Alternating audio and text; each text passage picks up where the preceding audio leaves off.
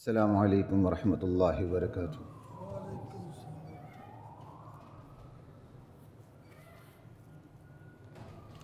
بسم اللہ والحمد للہ والصلاة والسلام علی رسول اللہ، اما بعد فاعوذ باللہ من الشیطان الرجیم، بسم اللہ الرحمن الرحیم۔ یا ایہا الذین آمنوا توبوا الی اللہ توبۃ نصوحا، یا ایہا الذین آمنوا قوا انفسکم واہلیکم نارا، اے ایمان والو اپنے آپ کو جہنم کے عذاب سے بچا لو، واہلیکم نارا، اور اپنے گھر والوں کو جہنم کے آگ سے بچا لو۔ وقودها الناس والحجارہ، جہنم کی آگ وہ آگ ہے جس کا ایندھن انسان اور پتھر ہے۔ علیہا ملائکۃ غلاظ شداد، اللہ کی طرف سے اس جہنم پر بڑے سخت تندخو فرشتے مقرر ہیں۔ لا یعصون اللہ ما امرہم، اللہ جو حکم دیتے ہیں وہ اس کی نافرمانی نہیں کرتے۔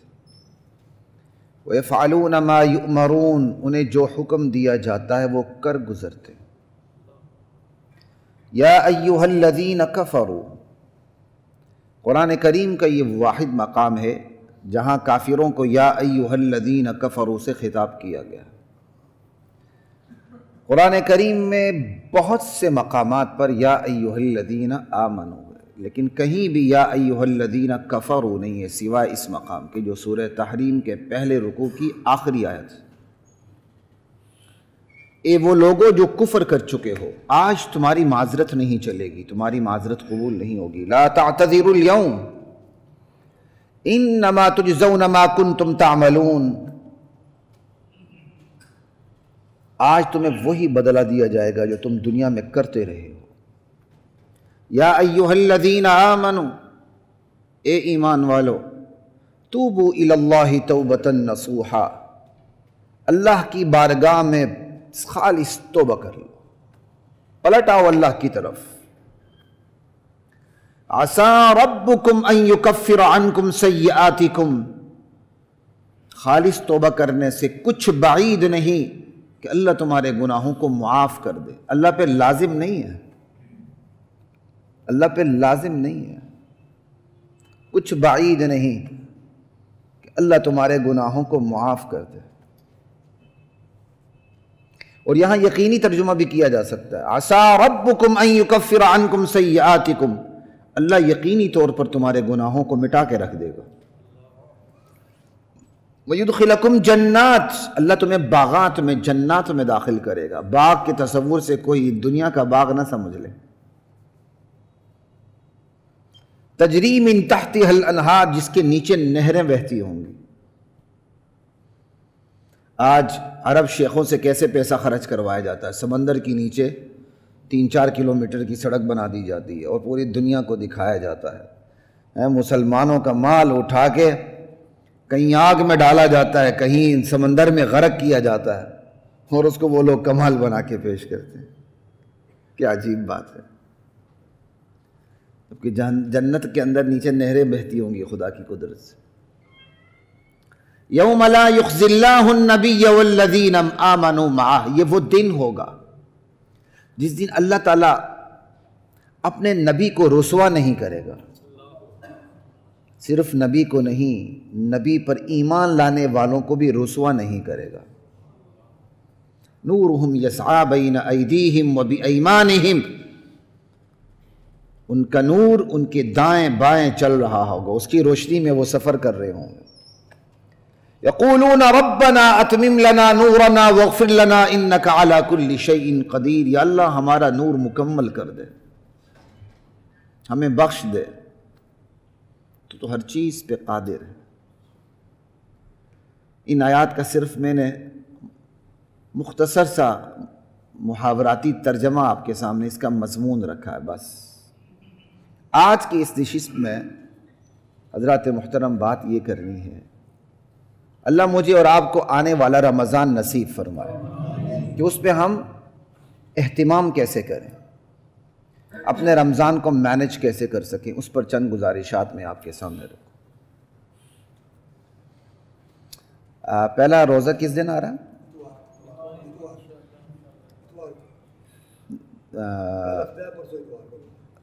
4 اپریل کو پہلا روزہ نہیں؟ 4 کے زیادہ ہیں، 3 یا 4؟ اچھا، زیادہ 3 کا آ رہا ہے؟ اچھا میں نے 4 کا سنا تھا، واللہ عالم۔ چلیں جو بھی ہو آ جائے گا انشاءاللہ، اللہ نصیب فرمائے۔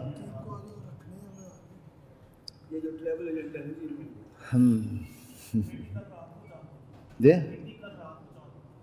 کمیٹی کا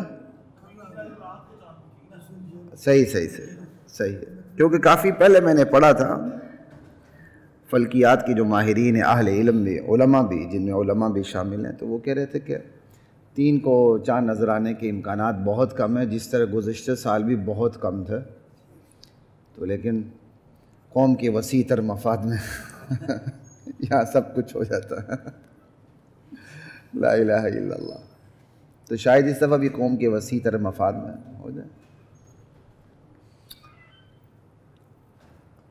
خیر یہ بھی ایک بحث ہے، اللہ توفیق دے کسی وقت کروں، میں مستقل بحث نہیں کر سکا، لیکن میں اصول بتا چکا ہوں۔ شریعت نے جس چیز کو ایک وقت میں نہیں رکھا نا، آپ جتنی مرضی کوشش کریں اس کے لیے ایک وقت آپ معین کر ہی نہیں سکتے، نہیں کر سکتے۔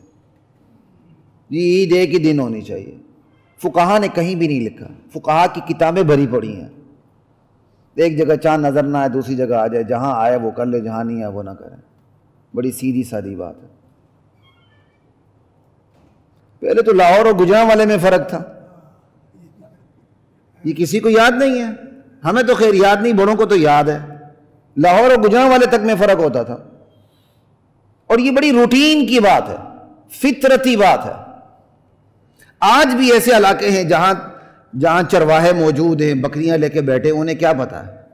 بتائیں مجھے کیا کریں گے وہ؟ زبردستی ایک چیز کو لا کے خلاف فطرت آپ اس کو مسلط کریں گے تو آپ نہیں کر سکتے۔ یہاں تک کہ ایک قاضی کے اختیارات جہاں تک چلتے ہیں نا، وہاں تک ایک عید ہوگی، یہاں تک فقہا لکھتے ہیں۔ جہاں دوسرے قاضی کی حدود شروع ہو جاتی ہیں وہاں دوسرا رمضان بھی ہو سکتا ہے، دوسری عید بھی ہو سکتی ہے، دن کا فرق آ سکتا ہے، چاند کا فرق آ سکتا ہے۔ صحابہ کے دور میں آتا تھا، مدینے میں چاند کی تاریخ اور تھی، شام میں چاند کی تاریخ اور تھی، سلطنت ایک تھی۔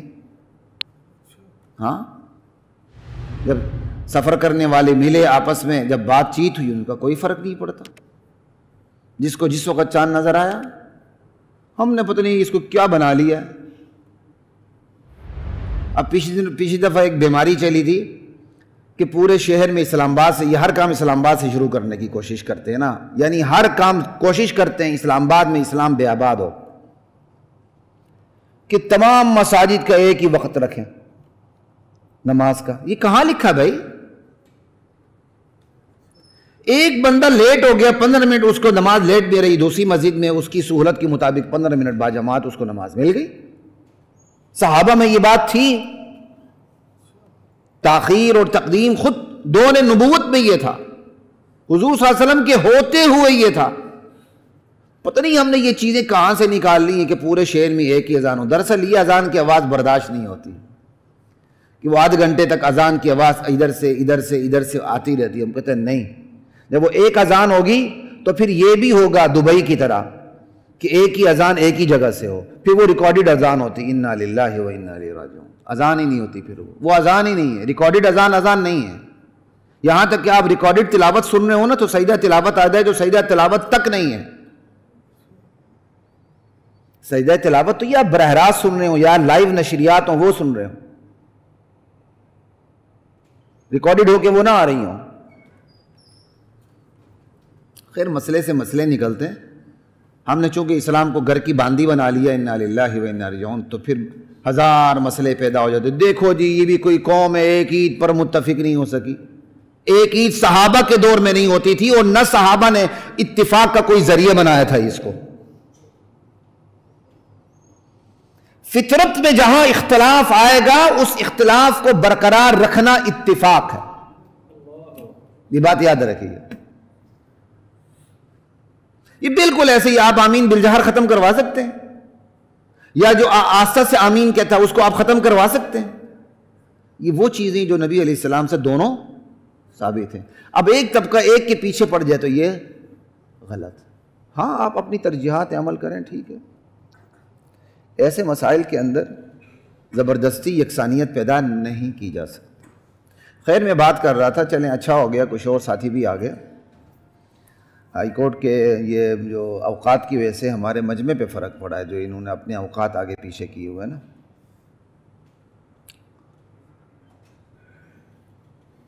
کہ رمضان کا اہتمام کیسے کیا جائے.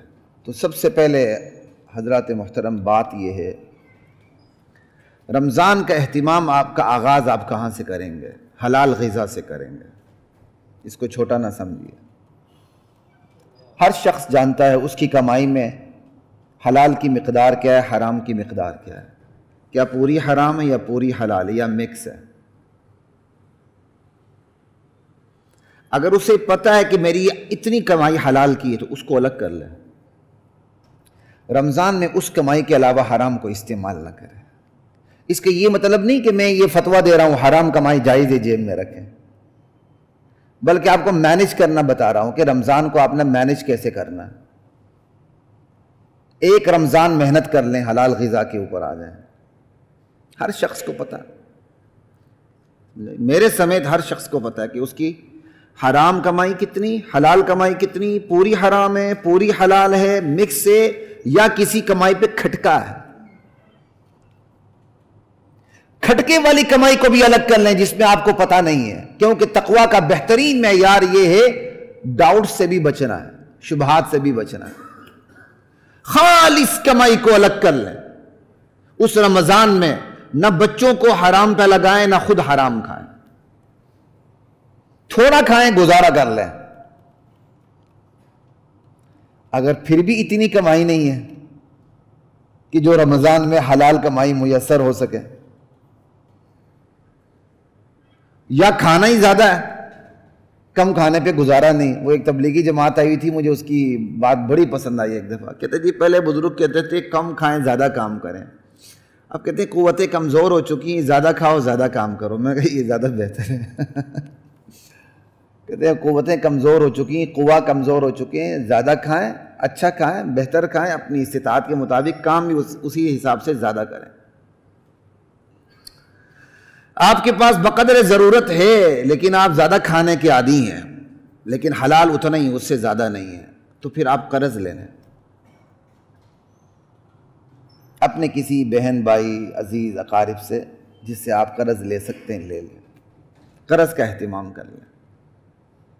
رمضان میں حلال کمائی کھائیں. ایک مہینہ وہ دیکھیں وہ کس طرح اثر انداز ہوتی ہے میرے اور آپ کے اوپر. وہ حلال کمائی کیسے اثر انداز ہوتی ہے، وہ پکڑتی ہے کہ نہیں، وہ دل کے زنگ کو صاف کرتی ہے کہ نہیں، دل و دماغ کو مانج کے صاف کرتی ہے کہ نہیں. آپ دیکھ لیں ذرا.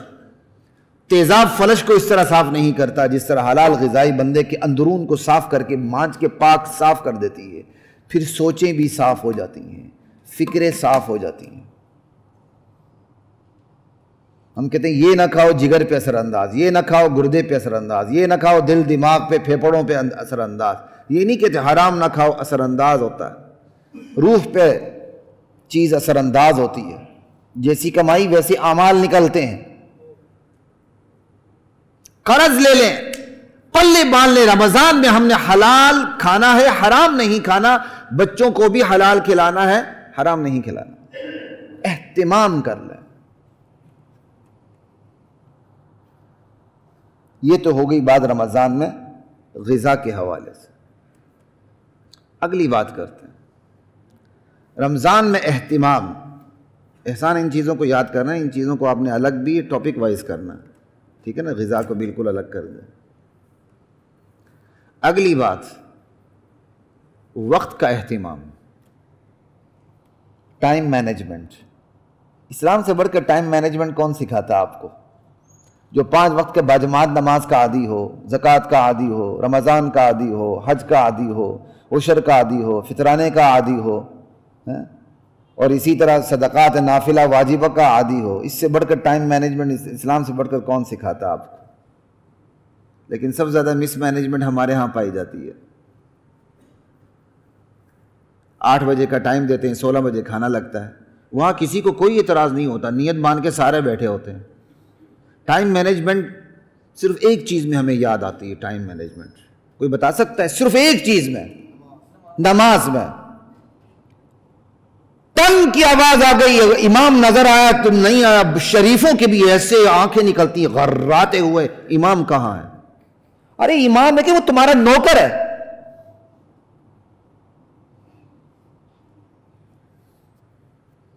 امامت میں 3-4 منٹ کا اگر کی تاخیر ہوتی بھی ہے تو شرعاً یہ قابل برداشت ہے.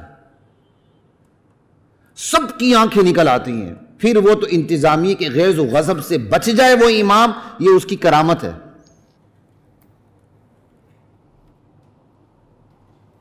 لیکن دلہن میاں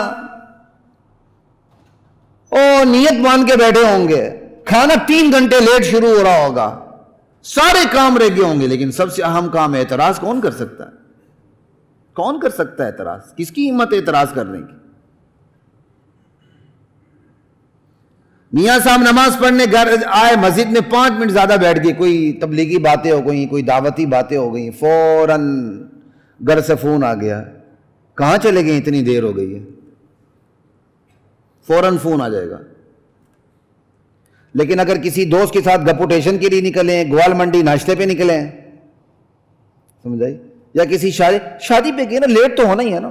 گوال منڈی ناشتے پہ گئے نا صبح کے، لیٹ تو ہونا ہی ہے نا. نہیں گھنٹہ نہیں، کوئی بات نہیں، 3 گھنٹے انتظار کر لیں. یہ صرف ایک مظلوم نماز ہے، ایک یتیم نماز ہے. تو خیر بات آ رہی تھی ٹائم مینجمنٹ کے اوپر. رمضان کا حق یہ ہے. رمضان کا حق کیا ہے یار؟ ہمارا حق ہے، ہم پہ حق ہے. ہم نے تو اپنے آپ کو سنوارنا ہے نا، سدھارنا ہے.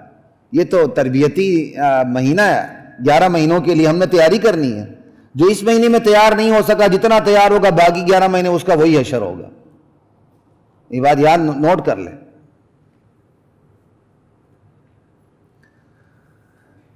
حق یہ ہے کہ رمضان میں تمام کی تمام مصروفیات ختم کر دی جائیں، کل وقت دے دیا جائے. کس کو؟ اپنے آپ کو. اپنے آپ کو. بندے کی سب سے بڑی ذہانت یہ ہے کہ وہ اپنے اوپر انویسٹ کرے، اپنی ذات کے اوپر انویسٹ کرے. اس سے بڑی ذہانت دنیا میں نہیں ہے. بہترین طریقہ یہ ہے کہ رمضان کو مکمل طور پہ فارغ کر دیا جائے. جو کرنا ہے رمضان سے پہلے، جو خریداری کرنی ہے، جو سودا سلف لانا ہے، جو اور ذمہ داری ہیں، رمضان سے پہلے ساری ختم کر دیں. اسی طرح اگر آپ کسی ادارے میں ملازم ہیں تو ان سے بات کر کے چھٹیاں لے لیں. چھٹیاں ممکن نہ ہوں تو وقت کی مینج کروا لیں.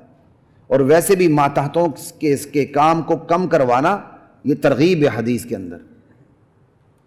سرکاری اداروں میں بھی شاید یہ ضیاء الحق کے دور سے شروع ہوا ہے، شاید شہید ضیاء الحق کے دور سے شاید یہ شروع ہوا ہے. سرکاری اداروں میں رمضان کے اوقات کم ہوتے ہیں. بہت اچھی روش ہے، الحمدللہ یہ بہت اچھی روش ہے. تو اس کو دیکھتے ہوئے جن کی محتاطی میں جو ملازم کام کرتے ہیں، چاہے وہ دکاندار ہیں، چاہے وہ کسی چیمبر میں ساتھی کام کرتے ہیں، یا جو بھی ہیں، چاہے جن کا کوئی اپنا آفس ہے، اپنے محتاطوں کی جو ڈیوٹی ہے وہ اس کے گھنٹے کم کر دیں، ان کا بوجھ کم کر دیں. ہاں ایک ہوتا ہے دینی حوالے سے رمضان میں کام زیادہ ہوتا ہے، تو پھر محتاطوں کو اس سے بھی زیادہ کام کرنا ہوتا ہے، کیونکہ ان کا کام ہی وہی ہے، دنیا کا نہیں، وہ دین کا کام ہے. اس میں تو ان کو زیادہ پھر جتنا پڑتا ہے. کیونکہ کم کرنے کا مطلب یہ کہ آپ ٹائم دین کو دیں، روزے کا بھی حق ادا کریں، اور باقی جو آپ کے اوقات ہیں وہ بھی مینج ہو جائیں، کہ آپ نے دین کو وقت دینا. تو سب سے بہترین طریقہ یہ ہے کہ رمضان کے کل وقت کو فارغ کر لیں. آپ کو کوئی مسئلہ نہ ہو. کل وقت فارغ نہیں کر سکتے، اکثر وقت کو فارغ کر لیں. اکثر وقت کو فارغ نہیں کر سکتے تو بقدر استطاعت جتنا ہے اتنا تو فارغ کریں نا، کم سے کم ضرورت سے زائد ہو. یہ بھی نہیں ہو سکتا تو بیسک ٹائم سے تو آپ نکل ہی نہیں سکتے، جو ایک بیسک نیڈ ہوتی ہے، جس میں آپ نے سحری کرنی ہے، افطاری کرنی ہے. سحری افطاری کا انتظام کرنا ہے، جس میں فرائض آگے، آپ نے روزے کو سہولت سے رکھنا ہے، یہ بیسک نیڈ ہے، اس کے بغیر تو گزارا ہی نہیں میں نے سردیوں میں بھی پورا کوٹ پہن کے یونیفارم پہن کے عدالتوں میں حاضر ہونا ہے اور 4 بجے تک کام کرنا ہے، میں روزہ کیسے رکھوں؟ اس لیے سارے کی ساری کینٹینیں ماشاءاللہ وکلاء تو شریعت کی دھجیاں اڑاتے ہیں رمضان میں، کہیں کھلا ہو نہ ہو یہ اپنی طاقت یوں دکھاتے ہیں، ہائی کورٹ کے اوپر چلے جائیں، آپ کیا کہتے ہیں ایوان عدل میں چلے جائیں، سب سے زیادہ بے عدلی انہی ایوانوں میں ہوتی ہے رمضان کے حوالے سے، سوٹے لگ رہے ہوتے ہیں، ٹانگ پہ ٹانگ رکھنا ملی، کش پہ کش لگ رہے ہوتے ہیں، اور وہ اس طرح دندنا کے بیٹھے ہوتے ہیں، اگر خصوصاً کوئی لبرل ہو اس کو تو اور موقع ملتا ہے، وہ اور چوڑا ہو کے اتنا بڑا سوٹا لگا رہا ہوتا ہے حکے کی طرح، کوئی مجھے روک کے تو دیکھے۔ ہم نہیں کر سکتے، اللہ دیکھ رہا ہے، خدا کی قسم اللہ اسی طرح تمہاری رعونت کا علاج کرے گا۔ ہم تو کہہ سکتے ہیں بس، لیکن ایک کوڑا اللہ کا برسنا ہے، ان ربک لبالمرصاد، تمہارا پروردگار گاٹھ میں لگا ہوا ہے۔ آپ کے دوست احباب ہم انہیں سمجھائیں کہ رمضان میں یہ کینٹینیں کھلی ہوتی ہیں، یہاں جانا بند کر دیں، نہیں سمجھا سکتے، آپ گپوٹیشن کے لیے بھی وہاں نہ جائیں۔ آپ روزے سے کہتے نہیں میرا تو روزہ، آپ بیٹھے ہوتے ہیں، میں کئی دفعہ یہاں جانے کا اتفاق ہوا ہے، میں خیال یہاں تو جانے والے کا روزہ بھی سلامت نہیں رہتا، کیونکہ اندر سگریٹ کا دھواں اتنا ہوتا ہے، اس کا مطلب آپ زبردستی دھواں کھانے گئے ہیں، ایک ہے ویسے دھواں چلا جانا، ایک ہے خود ہی دھوئیں کو پیتے چلے جانا، دونوں میں فرق ہے۔ آپ کے لیے اجازت ہی نہیں کہ وہاں دھوئیں کا جو ایک سما لگا ہوتا ہے اس کے اندر آپ روزے سے اندر داخل ہوں، اللہ تو دیکھ رہا ہے۔ اس لیے میں اپنی وکلاء برادری سے کہتا ہوں کہ خصوصاً کوئی بھی یہاں ہر سال الیکشن ہوتے ہیں آپ لوگوں کے، ان چیزوں میں احتیاط کریں، اپنی مینجمنٹ اپنی ایڈمنسٹریشن کو سمجھائیں، رمضان میں تالے لگنے چاہیے، پتہ چلے رمضان ہے، عدالت میں بھی پتہ چلے رمضان ہے۔ لا الہ الا اللہ۔ اس طرف شریفوں کی بھی نظر نہیں آتی، وہ اپنا فرض اتنا ہی سمجھتے نہیں، ہم نے تو روزہ رکھا ہے نا، بس یہ کافی نہیں ہے۔ مسلمان اتنی ذمہ داری ادا کر کے اپنی ذمہ داری پوری نہیں کرتا، مسلمان کے ذمہ دوہری ذمہ داری ہے، وہ خود بھی حدود میں رہتا ہے اور اپنے گرد والوں کو بھی حدود کا پابند بنانے کی کوشش کرتا ہے، پیار سے، محبت سے، پھر ریاست کا ایک کی سطح آتی جہاں وہ طاقت بھی استعمال کرتی ہے۔ مجھے ابھی تک یاد ہے تھوڑا بہت، خیر ہماری اتنی عمر تو نہیں تھی لیکن ٹھیک عمر تھی، مطلب ضیاء الحق کے دور میں باقاعدہ روزہ کھوروں کے پیچھے پڑتے تھے، پولیس باقاعدہ ٹو میں لگی رہتی تھی، خود رکھے نہ رکھے ٹو میں لگی رہتی تھی، وہ ایک الگ بات، لیکن اچھی بات ہے نا، لیکن اب شاید یہ چیز نہیں ہے بالکل۔ تو کم سے کم آپ کی نہیں چلتی، آپ وہاں جائیں تو نہ چل کے، رمضان نہیں بائیک آؤٹ کر دیں۔ لا الہ الا اللہ۔ تو بات ہو رہی تھی کل وقت فارغ کر دے، نہیں اکثر وقت فارغ کر دے، نہیں تو پھر بقدر استطاعت وقت فارغ کر دے، نہیں بقدر ضرورت تو لازم ہے۔ اب اس وقت میں کیا کرنا ہے رمضان میں؟ آپ نے سب سے پہلی چیز فرائض کو مکمل آداب اور ان کے مستحبات کو سامنے رکھتے ہوئے ادا کرنے کا اہتمام رمضان میں پلے باندھ لیں کہ کوئی نماز جماعت سے فوت نہ ہو، تکبیر اولیٰ فوت نہ ہو، جماعت 1:30 پر ہے، 1 بجے 1:10 پہ 1:15 پہ آپ ہوں، اور یہ انسان کی نفسیات ہے، وہ کسی کام کے لیے فوراً تیار نہیں ہوتا، اس کے دماغ کا جو میکینزم اللہ تعالیٰ نے بنایا ہے وہ بعض چیزوں میں ٹائم ہی لیتا ہے، چھوٹی چھوٹی مخلوقات کا یہ میکینزم کئی دفعہ ہم سے تیز ہوتا ہے، آپ دیکھتے نہیں ہیں، آپ پتھر اٹھانے لگتے ہیں کوا بھاگ جاتا ہے، اس کے دماغ کا میکینزم ہم سے تیز ہے۔ ایون حشرات الارض، یہ جو لال بیگ ٹائپ کی چیزیں ہوتی ہیں، کاکروچ ٹائپ کی چیز ہوتے ہیں، ذرا آپ ایسے کریں وہ دوڑ لگا دیتی ہیں، آپ سمجھ رہے ہوتے ہیں آپ کو نظر ہی، وہ آپ کو دیکھ ہی نہیں رہا، وہ پہلی دوڑ لگا دیتے ہیں۔ اللہ تعالیٰ نے ان کے دماغ کا میکینزم کو اس طرح کا بنایا ہوا ہے، ہمارا بھی دماغ کا میکینزم ہے، ہم کسی چیز پہ فوراً آمادہ نہیں ہوتے، ہمیں ایک ٹائم چاہیے ہوتا ہے اس کے اندر داخل ہونے کے لیے۔ اب نماز میں بہت سے ساتھی کیا کرتے ہیں، ٹائم دیکھ رہے ہوتے ہیں، جلدی جلدی اللہ اکبر اللہ اکبر، کئی دفعہ ہم بھی لیٹ ہو جاتے ہیں، لیکن سیدھی سی بات ہے اس میں وہ ٹیسٹ ہی نہیں رہتا۔ یہ کام نہ ہونے دے کہ نماز آپ کا انتظار کرے، کام یہ کرے آپ نماز کا انتظار کریں. دونوں میں بڑا فرق ہے. نماز اگر آپ کا انتظار کرتے رہ گئی تو آپ کی نماز میں وہ طاقت نہیں رہے گی، لیکن اگر آپ نماز کے انتظار میں بیٹھے رہیں گے تو آپ کی نماز میں طاقت آ جائے گی. 1:30 پہ نماز ہونی ہے، آرام سے آ جائیں، کوشش کریں وضو گھر سے کر کے آئیں. یہ مسجدوں کے ٹوائلٹس یا وضو کی جگہ مجبوری کی بنی ہوئی ہیں، اس کو محض سہولت نہ سمجھیں. بہتر طریقہ یہ اپنے آفس میں، اپنے گھر میں، اپنے دفتر سے وضو کر کے آئیں. اور یقین کریں اپنے گھر سے وضو کر کے آئیں گے، پاک ہو کے آئیں گے، اس میں زیادہ صفائی ہے. یہاں تو پبلک ٹوائلٹ ہے، ہر بندہ ایرے غیرے نتھو پھتو جیسے مرضی استعمال کر لیتا ہے، پاکی ناپاکی کی کوئی پرواہ ہی نہیں ہوتی ہے. پھر آج کل جراثیم اتنے پھیل چکے ہیں کہ اگلا ٹوائلٹ میں واش روم میں جاتا ہے تو وہیں سے بیمار ہو کے باہر نکل رہا ہوتا ہے. ان چیزوں کا بھی خیال کریں. اس لیے پبلک ٹوائلٹ کو کم سے کم استعمال کیا کریں. پبلک ٹوائلٹ کوئی اچھی چیز نہیں ہے، مجبوری کی چیز ہے. لیکن اتنا مشورہ دے دوں، آپ چلے بھی گئے تو پانی تھوڑا سا آن کر دیں، اس کو پانی کو تھوڑا سا جاری ہونے دیں تاکہ جراثیم تو سائڈ پہ تھوڑے سے ہٹیں. اس کو اتنا ایزی نہ لیں. بہتر یہ گھر سے تیار ہو کے آئیں. نہیں تیار ہو کے پہلے سے 5-10 منٹ پہلے آ جائیں، سنتے پڑھ کے آرام سے فارغ ہو کے اب آرام سے فرض کے انتظار میں بیٹھے رہیں. پھر آپ جب امام کھڑا ہوگا، آپ کھڑے ہوں گے تو آپ خود محسوس کریں گے کہ نماز کی کیفیت کتنی رچ بس گئی ہے آپ کے اندر. نہیں اللہ کو اس کا اور اس کا اندازہ کر لیں. آپ ایک آپ نماز کو انتظار کرواتے ہیں اور ایک آپ نماز کا انتظار کرتے ہیں، دونوں کیفیتوں میں آسمان زمین کا فرق ہے. اس کا اہتمام کیجیے فرائض میں. دوسری نمبر پہ بات مراقبہ کیجیے. مراقبہ کا مطلب یہ نہیں کہ ناک سے ذکر کریں اور ایسے ایسے ذکروں کی طریقے ایجاد کریں جو کہیں بھی نہیں ہیں. تو آپ یوٹیوب پہ تو بڑا کام آسان ہو گیا. ایسے ایسے ذکر کے طریقے بندہ اچھل کے جا کے پنکھے سے لگ رہا ہوتا ہے اور پورا ناولی فلائنگ کک مار رہا ہے تیری ایسے کی تیسے. اسی دور میں تھوڑے سے کراٹے سیکھے تھے، درمیان میں ہی رہ گئے، یلو بیلٹ تک ہی رہ گئے، آگے جا ہی نہیں سکے، ٹائم ہی نہیں ملا.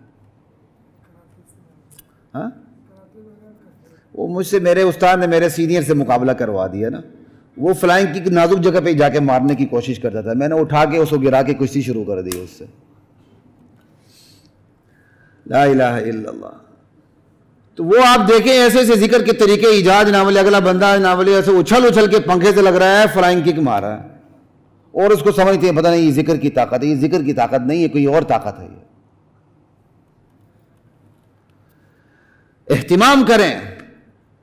مراقبے سے مراد یہ ہے کہ وَلْتَنْظُرْ نَفْسٌ مَا قَدَّمَتْ لِغَدٍ، کل کے لیے کیا سامان کیا. سب سے پہلے اختصار کے ساتھ عرض کر رہا ہوں، وقت بھی کم ہے. یہ دیکھیں 2 قسم کے حقوق، اللہ کے حقوق، بندے کے حقوق. مکس بھی ہوتے ہیں لیکن مکس میں بھی اللہ کا حق سب سے پہلے ہے. وہ بندے کا حق بھی اللہ کے حق کی وجہ سے ہے. اللہ نے حق رکھا ہے تو بندے کا حق ہے نا، ورنہ بندے کی اپنی اوقات کیا ہے، اس کی مجال کیا ہے. یہ دیکھیں حقوق اللہ صحیح ادا ہو رہے، شکر ادا کیجیے. صحیح ادا نہیں ہو رہے، پامال ہو رہے ہیں، اس کا مداوع کیسے ہوگا، آپ اس کی تلافی کیسے کریں گے. یہ اصول کی حد تک میں چھوٹی چھوٹی باتیں کر رہا ہوں، ورنہ اس پر تو گھنٹوں باتیں ہو سکتی ہیں. اسی طرح حقوق العباد کی طرف آ جائیں. آپ نے کس کس کا حق دینا ہے، کس کس کا حق مارا ہے آپ نے.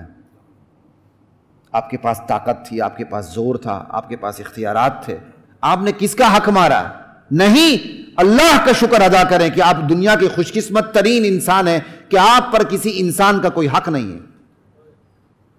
آپ بری الذمہ، اچانک موت آ جائے تو آپ صاف ہیں. اگر حق مارا ہے تو پھر اس کی پلاننگ کیجئے کہ آپ نے اس حق کی ادائیگی کیسے کرنی ہے. اور پلاننگ میں پہلا سٹیپ یہ ہے، کیونکہ ایمان اوپر نیچے ہوتا رہتا، الایمان یزید و ینقص.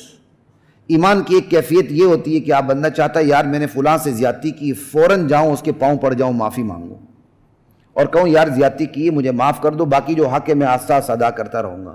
اور کبھی کبھی یہ کیفیت ختم ہو جاتی، بندہ کہتا ہے یہ میری نک کا مسئلہ ہے، یہ تو میری ناک کا مسئلہ ہے. باوجود کہ پتہ ہوتا ہے میں نے مظلوم سے ظلم کیا، لیکن وہ جا کے اسے معافی مانگنے کے لیے، تلافی کرنے کے لیے تیار ہی نہیں ہوتا. نہ، کیفیت بنے فوراً اٹھیں. پلاننگ کریں. حقوق اللہ کہاں آپ زد پڑی ہے؟ پلاننگ کا پہلا سٹیپ یہ ہے رمضان سے پہلے جا کے اس سے معافی مانگ لیں, اسے کہیں یار ہم آپس میں بیٹھ جاتے ہیں. پہلا دل تو بڑا کریں, روپے کی تلافی کی تو اس کو 125 روپے 150 روپے دینے کے لیے تیار ہو جائیں, کچھ زائد ہی دے دیں, نہیں تو اتنا ہی دے دیں, نہیں تو سمجھوتا کر لیں, سمجھوتا کر کے بات کر لیں, اس کے ساتھ طے کر لیں کہ انشاءاللہ میں یہ تھوڑا بہت کر کے ادا کرتا رہوں گا, رمضان گزارنا شروع کر دیں. یہ ہیں حقوق اللہ, حقوق العباد. اگلی بات, اپنی خوبی خامیوں پر نظر ڈالیں, یہ بھی مراقبہ ہے. ہر بندے میں اللہ نے خوبیاں بھی رکھی ہیں, خامیاں بھی رکھی ہیں, کمزوریاں بھی رکھی ہیں, اس کی صفات بھی رکھی ہیں. خوبیاں ہیں, اگر خوبیاں درست راستے میں استعمال نہ ہو تو وہ خامیاں بن جاتی ہیں. بہادری اللہ تعالیٰ نے بہت بڑی صفت رکھی ہے, اگر یہ درست طریقے پر استعمال نہ ہو تو بندہ فرعون بن جاتا ہے. سخاوت اللہ تعالیٰ نے بہت بڑی صفت رکھی ہے, لیکن اگر یہ درست طریقے سے استعمال نہ ہو تو بندہ دوستوں پر پیسے نچھاور کرتا ہے غلط طریقے سے اور قارون بن جاتا ہے. تو اپنی خوبیوں پر بھی نظر ڈالیں, اپنی خامیوں پر بھی نظر ڈالیں, پھر فیصلہ کریں آپ میں خوبیاں کون سی ہیں, استعمال کہاں ہو رہی ہیں. صحیح استعمال ہو رہی ہیں اللہ کا شکر ادا کریں, غلط استعمال ہو رہی ہیں تو اس کی تلافی کریں, مداوع کریں کہ کیسے کرنا. پھر اپنی خامیوں پہ نظر ڈالیں. تو خامیاں بالکل کیلکولیٹر پہ تو ایسا تو نہیں ہو سکتا بالکل مائنس کر دیں تو سب کچھ اڑ جائے گا, اس کی پلاننگ کیجیے گا, پلاننگ کر لیں. سب سے پہلے جو آسان ترین کمزوری ہے جس کو یک لخت آپ چھوڑ سکتے ہیں چھوڑ دیں. جو گریجولی چھوڑ سکتے ہیں رمضان میں اس کو چھوڑنا شروع کر دیں. رمضان میں تو 1 مہینے کے لیے بالکل ہی چھوڑ دیں, نہیں تو اس کو گریجولی چھوڑنا شروع کر دیں. پھر کئی دفعہ ایسی بیماری بھی بندے کے اندر کمزوری ہوتی ہے وہ چھوڑ ہی نہیں سکتا, وہ کہتا نہیں یار میں تو لت پت ہوں. تو اس سے بڑا ہتھیار کیا ہے؟ اللہ کے ہر راستے میں ہاتھ بلند کر لے. رونا نہ آئے تو رونے کی شکل بنا لے, رونے کی آواز نکالے, مولا میرے اندر یہ کمزوری ہے میں دور نہیں کر سکتا, دور کرنے والا تو ہے, میری ہمت جواب دے چکی ہے, میں تیری بارگاہ میں آ چکا ہوں, تو مجھے بچا لے ورنہ تو میں جہنم کے سپرد ہو گیا. خدا کی قسم پھر دیکھیں ول پاور کیسے جنم لیتی ہے. جس چیز کے بارے میں بندہ سوچ ہی نہیں سکتا اس چیز سے پھر اسے نفرت ہونے لگتی ہے. مجھے اپنی مثال نہیں دینی چاہیے, میں آپ میں سب سے کمزور ترین انسان ہوں, لیکن ایک ایسی عام سی مثال دینے لگا, میں بہت کمزور انسان ہوں صرف بعض ساتھیوں کے لیے. بچپن میں ہمارے دور میں گڈیاں زیادہ اڑتی تھی, تو چھپ چھپا کے گھر سے مطلب گھر والوں سے چھپ کے, ہمارے گھر کا تو شروع سے ہی ماحول الحمدللہ نہیں تھا, تو چھپ چھپا کے ڈور پتنگ یہ وہ تھوڑی بہت اڑا لینے. لیکن سوچ یہ آتی تھی والد صاحب عالم بنانا چاہتے ہیں, تو کل میں عالم بنوں گا تو یہ گڈیاں کیسے پھر اڑاتا پھروں گا. تو پھر میں پلاننگ کرتا تھا یار لنگوٹی یہ دوست تو ہیں نا, ان کے گھر جا کے چھپا چھپا کے اڑا لیا کروں. یہ ایک پلاننگ بچپن میں ذہن میں آتی تھی. لیکن ایک یہ فکر ہوتی تھی یار کہ اتنی بری چیز ہے مجھے کرنا نہیں چاہیے, چھپ کے کرتا ہوں. یقین کریں اب کچھ ہی عرصے بعد, اب تو خیر وہ عمر بھی نہیں رہی, لیکن کچھ ہی عرصے بعد یقین کریں نفرت ہوتی تھی دیکھتے ہوئے, حیرت ہوتی تھی جو گڈیاں پکڑتے تھے یا اڑاتے تھے, حیرانی ہوتی تھی. یہ میں نے ایک عام سی مثال دی ہے. بندہ ہر بندے کے اپنے گرد و پیش میں خود اپنی ذات کے حوالے سے اس کی مثالیں ہوں گی کہ ایک گناہ وہ کرتا ہے یا ایک برا کام وہ کرتا ہے, اسے وہ برا لگتا ہے, اس سے وہ چھٹکارا پانے کی فکر کرنے لگ جاتا ہے. پھر ایسے حالات پیدا ہو جاتے ہیں کہ جس گناہ کو سے چھٹکارا پانے کی فکر کرتا ہے اس گناہ کا سوچتے ہوئے اسے قے آنے لگتی ہے. وہ حیران ہوتا ہے یار یہ کیفیت کیسے بدل گئی. بدلنے والا کون ہے؟ ایک اللہ ہے, اس کی طرف متوجہ ہو جائے.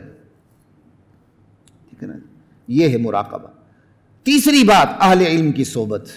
گوگل کے کلک پہ گزارا نہ کیجیے گا, اہل علم کی صحبت اختیار کریں. اہل علم کی صحبت کے بغیر کچھ نہیں ملتا.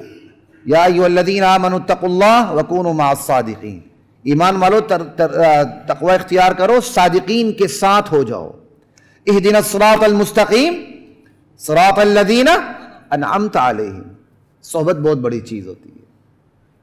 اسی لیے وہ علماء جنہیں صحبت نصیب ہوئی اپنے بڑوں کی, اور وہ علماء جنہیں اپنے بڑوں کی صحبت کم نصیب ہوئی یا بالکل نصیب نہیں, وہ پڑھ کے نکلے ہیں بس ادھر اوپر نہیں, ان کے مزاج میں, ان کے اعمال ان کے علم میں آپ کو زمین آسمان کا فرق نظر آئے گا. اور یہ فرق صحبت کی وجہ سے ہے, ہم مجلسی کی وجہ سے ہے. کسی کی مجلس کم کسی کی زیادہ, اس کا اہتمام کیجیے گا. وقت کم ہے اس لیے میں چیدہ باتیں آپ کے سامنے عرض کر رہا ہوں بس. اور پھر اگلی بات، مطالعے کا اہتمام کیجیے، اپنی استطاعت کے مطابق مطالعے کا اہتمام کیجیے. مطالعہ دین کے لیے، لیکن مطالعہ کرتے ہوئے دین کی اپنی ذاتی تعبیر و تشریح سے گریز کیجیے. شیطان پہلے مطالعے کی طرف آنے نہیں دیتا، اور جب بندہ دین کے مطالعے کی طرف آ جاتا ہے تو اس کو پورا مجتہد بنا دیتا ہے. تجھ سے بڑا سمجھدار کون ہے، تیرے سے زیادہ کس کے پاس وزڈم ہے. وہ ایک لکیر پڑھ کے اس کی تشریح خود ہی شروع کر دیتا ہے، خود ہی. تو اس سے بچنے کے لیے آسان ایک آپ چھوٹی سی بات بتاتا ہوں، پھر آگے چلتا ہوں. دیکھیں دین کی وہی تعبیر و تشریح معتبر ہے جس کا سرا جا کے نبوت سے ملے. جس کا سرا جا کے، یہ نہیں کہ آپ کیا کوئی وہ کہ ایسا ہو سکتا ہے کہ قانون کے ایک آرٹیکل کو آپ پکڑ لیں، دستور کے ایک آرٹیکل کو پکڑ لیں اور اس پر آپ فیصلے کرتے پھریں. ایسا تو نہیں ہوتا. جس کی پورے دستور پہ نظر ہوگی وہ کسی ایک آرٹیکل کی بھی صحیح تعبیر و تشریح کر سکے گا، وگرنہ نہیں کر سکے گا. یہ تو نہیں کہ 2 لائن کے دستور کو آپ نے آرٹیکل کو پکڑ لیا اور آپ نے تشریح شروع کر دی اور آپ کو پتہ ہی نہیں چلا کہ دستور کی 10 جگر دفعات سے آپ کی تشریح ٹکرا رہی ہے جا کے. دین کا معاملہ اس سے زیادہ نازک ہے. تو ایک بات پلے باندھ لے بتا دوں، دین کی وہی تعبیر و تشریح معتبر ہے جس کا سرا جا کے نبوت سے ملتا ہے، اور دین کی وہ تعبیر و تشریح جس کا سرا اصولی طور پر نبوت سے نہیں ملتا وہ مردود ہوتی ہے. تو کیا آپ کے اندر اتنی ہمت ہے، اتنا آپ نے پڑھ لیا ہے، اتنی آپ کی کوالیفیکیشن ہے، قابلیت اور قبولیت ہے کہ آپ ایسی تعبیر و تشریح کرنے لگیں جس کا سرا نبوت سے مل رہا ہے؟ جب آپ کی وہ فیلڈ ہی نہیں ہے تو جو کچھ پہلے سے لکھا ہوا ہے اس پر اکتفا کیجیے گا. اس پر بہت کچھ کہا جا سکتا ہے لیکن ابھی وقت نہیں، صرف میں اصولی باتیں کر رہا ہوں. مطالعے میں آپ اس کا اہتمام کریں. پھر مطالعے میں پورے رمضان میں آپ نے فوکس کسے کرنا ہے؟ سب سے پہلے عقائد کو. عقیدے کے بغیر بندہ مسلمان نہیں. 100 حج بھی کر لے پھر بھی کافر رہتا ہے.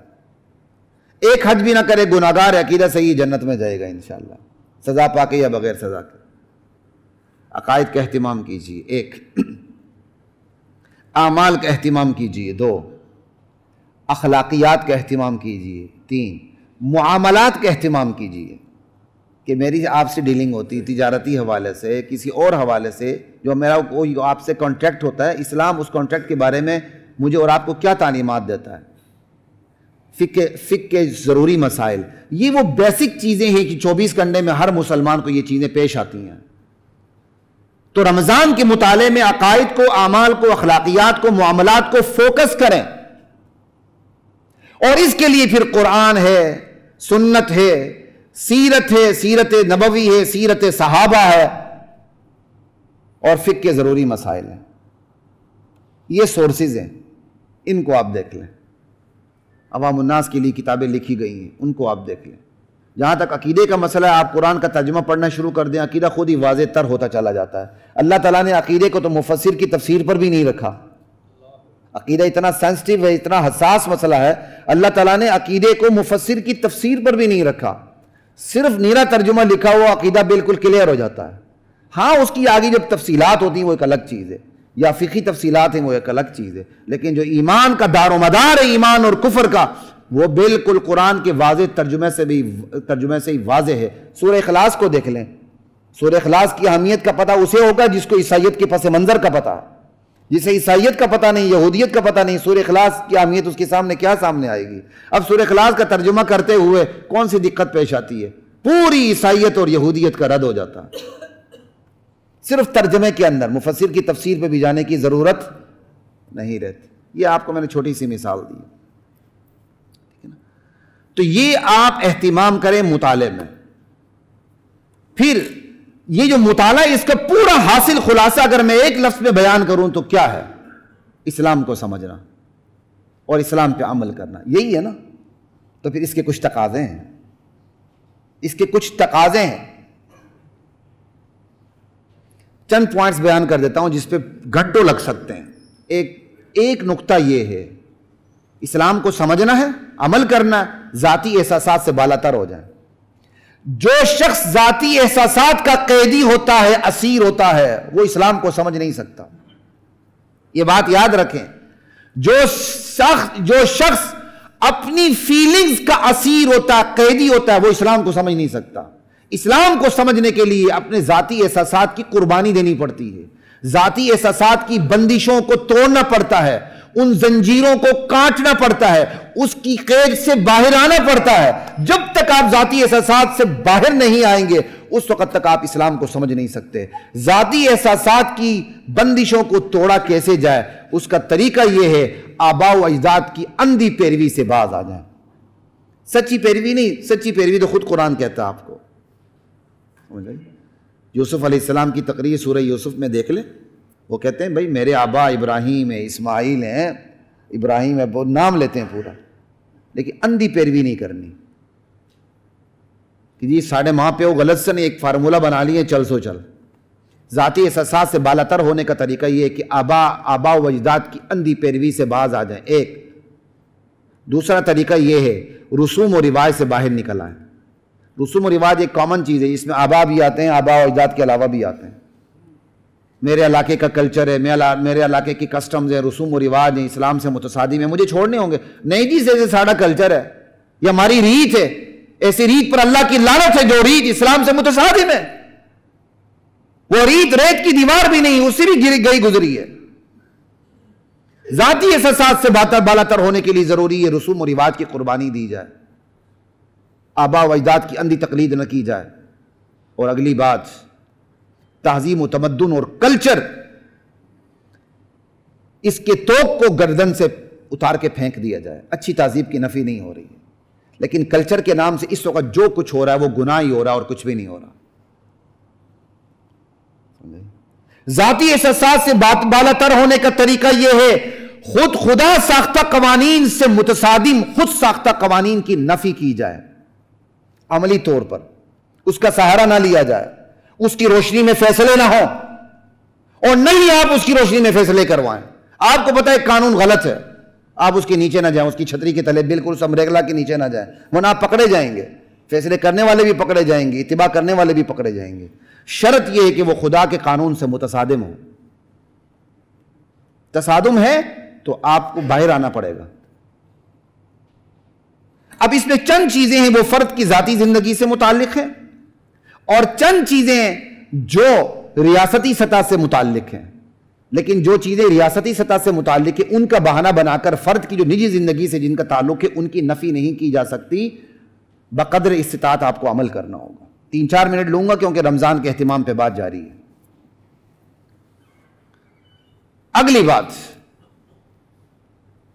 رمضان میں جو ہم نے اب سارا جو اہتمام کرنا ہے، حلال غذا کا، وقت کا، مطالعے کا، یہ ساری چیزیں جو میں نے تقریباً کم و بیش 40-45 منٹ آپ کے سامنے جتنے بھی بات کی ہے، اس کو رمضان کے علاوہ دنوں میں بچایا کیسے جائے؟ آپ نے ایک دولت سمیٹ لی ہے، اس کو آپ نے بچانا کیسے ہے؟ اس کو بچانے کا طریقہ یہ کہ گناہ سے باز آ جائیں. اگر ایک جملے میں جواب یہ ہے، ادھر سے آپ نے نیکی کا دروازہ کھولا ہے، دوسری طرف سے گناہ کا مستی گیٹ کھلا ہوا ہے، تو جتنی مرضی آپ گناہ کا بادشاہی مسجد کا دروازہ کھولیں، لیکن گناہ کا اگر مستی گیٹ کھلا ہوا ہے تو پھر وہ بس ادھر سے نیکی آئے گی، ادھر سے جناب علی گناہ کا دروازہ کھلا ہوا ہے اور نیکی کو برباد کرتے ہوئے چلی جائے گی، کچھ بھی نہیں ملے گا. گناہ کے مستی گیٹ کو بند کر دیں. اس کا ایک جواب یہ ہے. تفصیلی جواب یہ کہ میرے سمیت ہر بندہ جانتا ہے کہ اس کے اندر خامیاں کیا، خوبیاں کیا، یہ میں پہلے بات کر چکا ہوں. سٹیپ لے، آسان ترین گناہ کو چھوڑ دیں، اور پھر جو ساتھ ساتھ گناہ ہیں ان کو چھوڑتا چلا جائے. وہ گناہ جو فی الوقت چھوڑ سکتے ہیں چھوڑ دیں، گریجولی چھوڑے جا سکتے ہیں گریجولی چھوڑے، جو نہیں چھوڑے جا سکتے ہیں اس کے لیے دعا کریں. آسان ترین نیکی کو لیں، آگے بڑھنا شروع کر دیں، پھر بڑی سے بڑی نیکی کی طرف ٹریول کرنا شروع کر دیں. ایک طرف سے دائیں طرف سے بڑھانا ہے اور بائیں طرف سے گھٹانا ہے. یہ عمل ہے. رمضان میں عمل کرتے ہوئے رمضان کی جو محصولات ہیں جو آپ نے اکٹھی کر لی ہیں ساری چیزیں، ان کو بچانے کا طریقہ کار یہ ہے. اور پھر اس کو بچانے کے لیے جو ایک بہت بڑی دیوار چین آپ کو بتانے لگا ہوں وہ یہ ہے، اپنے اندر داعیانہ کردار زندہ کریں. آپ خود داعی بنیں، آپ کو گناہ کی دعوت کبھی نہیں ملے گی. آپ خود دین کے داعی بنیں. دین کے داعی بننے کے لیے مولوی ہونا ضروری نہیں ہے. ہر امتی دین کا دائی اپنے اپنے دائرے میں. اگر یہ میرا دائرہ ہے تو میں یہاں دائی ہوں. آپ کرسی پہ بیٹھے ہوئے تو کرسی میں آپ دین کے دائی اور دین کے نمائندے ہیں. اس کرسی پہ آپ ذمہ دار ہیں, اس منبر پہ میں ذمہ دار ہوں. بس اپنے اندر داعیانہ کردار زندہ کریں, گناہ قریب نہیں آئے گا انشاءاللہ. اور یہ بات یاد رکھیں, حقیقت پیوست کر لیں, زندگی گزارنے کے ہمارے اپنے معیارات ہیں, ہمارا اپنا پیمانہ زندگی ہے, اور اس پیمانہ زندگی کے حوالے سے ہمیں دفاعی پوزیشن پہ کھڑا نہیں ہونا. نہیں جی اسلام یہ کہتا ہے, ہم کہتے ہیں نہیں آپ غلط کہتے ہو, نہیں اسلام تو یہ کہتا ہے. نہ بھائی, آپ دفاعی پوزیشن پہ کھڑے کیوں ہیں؟ ہمارے اپنے پیمانے ہیں, ہمارے اپنے معیار زندگی ہیں, اس حوالے سے ہم نے دفاعی پوزیشن پہ کھڑا نہیں ہونا, بلکہ داعیانہ کردار کو اختیار کرتے ہوئے داعیانہ سطح پہ کھڑے ہو کے بات کرنی ہے. انشاءاللہ رمضان میں اللہ نے موقع دیا تو میں اس داعیانہ جو اسلام کے پیمانے اس پہ ضرور بات کروں گا. یہاں صرف آپ کو اصول بتا دوں کہ ہمارے اپنے پیمانے ہیں. ہمارا پیمانہ یہ ہے کہ ہمارا ہی پیمانہ درست ہے, باقی سب کے پیمانے کیا ہیں؟ حرف غلط سے زیادہ غلط ہے.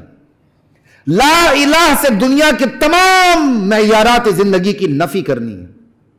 الا اللہ سے صرف اسلام نے جو پیمانہ زندگی دی ہے اس کا اثبات کرنا ہے.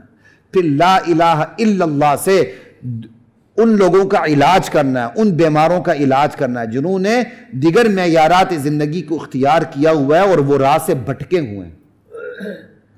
ایمانداری سے بتائیے, ہم میں سے کتنے مسلمان ہیں جو شعوری طور پر کہہ سکتے ہیں کہ ہمارے پاس جو پیمانہ زندگی ہے وہ درست ہے, تمہارے پاس جو پیمانہ زندگی ہے غلط ہے, تمہاری ہم کو دعوت دینا غلط ہے, ہم تمہیں جو دعوت دے رہے ہیں صحیح ہے, یہ لو اس دعوت کو قبول کر لو, تمہاری دنیا بھی بنے گی, تمہارا دین بھی بن جائے گا. ایمانداری سے بتائے کتنے مسلمان ہیں؟ جذباتی طور پر سارے کھڑے ہو جائیں گے, اسلام ہی آخری ہے جی, اسلام ہی آخری ہے.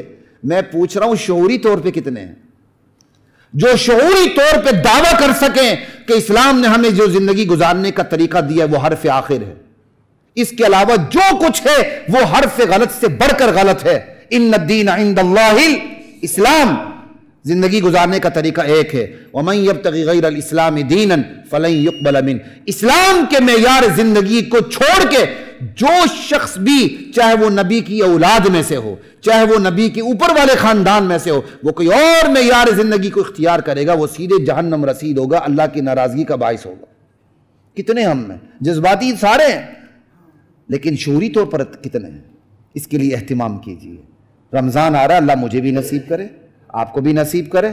پھر آخری بات, حلال غذا کا اہتمام کیجیے, وقت نکالیے. ساری باتیں ہو چکی ہیں, اللہ عمل کی توفیق عطا فرمائے. وآخر دعوانا